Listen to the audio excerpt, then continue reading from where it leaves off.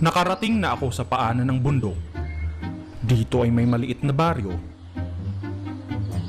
at dalawang tsismosa na mukhang bisugo. Hoy, alam mo ba si Lena? Buntis daw. Diyos ko, ke bata-bata na buntis agad. Hay nako, nagtaka ka pa. Kilala namang kerengkeng yan. Te, di ba may mga rebelde daw dito? Nagkakagera ba dito? Hindi naman. Bakit? Wala. Yung ilong mo kasi, nakadapa.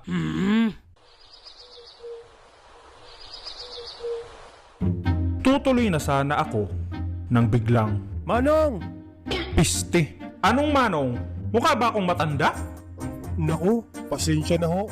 Mukha ho kasi kayong Manong eh. Di ba kay si Kabenjo? O bakit? Ako nga pala si Rigor. Rigor?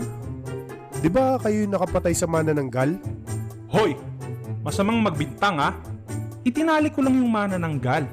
Bubuhayin ko naman yun eh. Kaso lang, nakatulog ako. Kasalanan ng araw yung...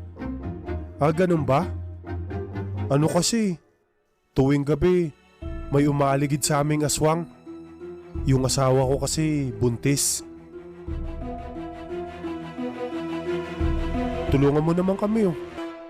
Let me guess. Lena ba ang pangalan ng asawa mo? Teka, paano mo nalaman? Lena? Rigor? Ano to? Batang kwek-kwek? Matutulungan mo ba kami? Oo naman. Sa isang kondisyon. Ano yun? Pahiram ng damit. Okay, yun lang naman pala eh. Tsaka brief.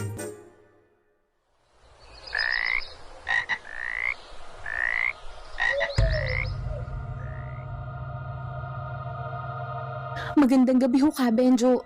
Maraming salamat naman na tutulungan niyo kami. Huwag kang mag-alala, Iha.